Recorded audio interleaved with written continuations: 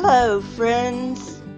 I was trying to figure out how to start this series, and I decided, why not start where it all started? Meaning, where religion started. And it started at, we think, Gobekli Tepe. So this is what this episode is about. Gobekli Tepe was first discovered in the 1960s, but its full impact was not realized until 1994 when German archaeologist Klaus Schmidt decided to take another look at the site. Archaeologists have been working on it ever since. According to mainstream archaeology, it's the oldest religious structure in the world. There is at least one archaeologist that disputes this, but more on that later. According to mainstream archaeology, this temple is 12,000 years old. It dates back to the end of the Paleolithic and the Pleistocene. The Pleistocene is referred to as the last ice age and ended 11,700 years ago with the Younger Dryas. Even though the people who built Gobekli Tepe lived in villages, they were foragers, not farmers. Organized religion could have come before agriculture, not as a result of it.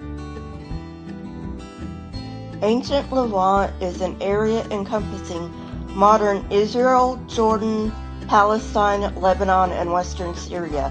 Archaeologists have found in this region settlements dating as far back as 13,000 BCE called Natufian villages.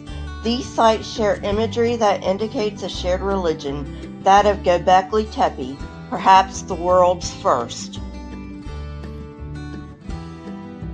We had assumed that development of agriculture led to settlements, but this site predates agriculture. These villages indicate that settlement came first, and agriculture was our ancestors' answer to a crisis. That is, they had to feed the people gathering for sacred rituals, which led to agriculture. When our ancestors gathered into settlements, they unavoidably created a rift between themselves and the natural world. Jacques Cauvin believes this was a conceptual shift that allowed us to imagine gods that existed outside the physical realm, with animals as guardians of the spiritual realm. The Epi-Paleolithic Natufian culture existed from around 12,000 to 9,500 BCE. According to carbon dating, Gobekli Tepe dates to the tail end of this culture. Unlike most peoples of the time, Natufians were semi-sedentary.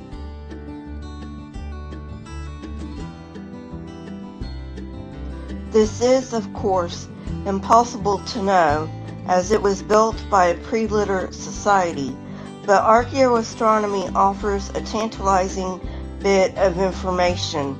In the 10th millennium, when it was built, the birth of the brightest star, Sirius, happened.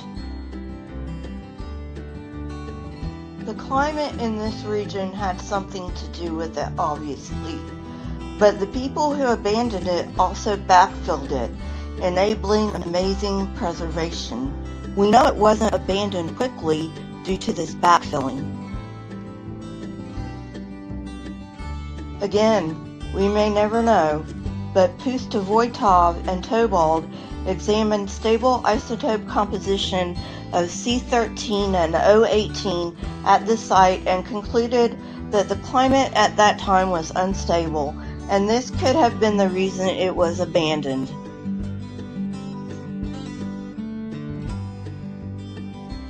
All in all, Gobekli Tepe was in use for 3 millennia, from 12,000 years ago to 9,000 years ago when it was mysteriously abandoned. It makes us take a second look at our past and what it means to be human.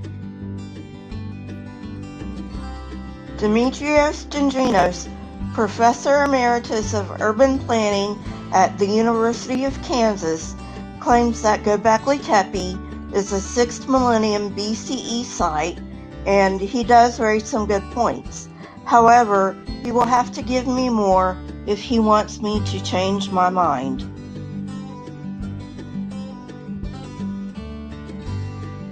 I may revisit this topic at a later date. Let me know if you want me to do that in the comments.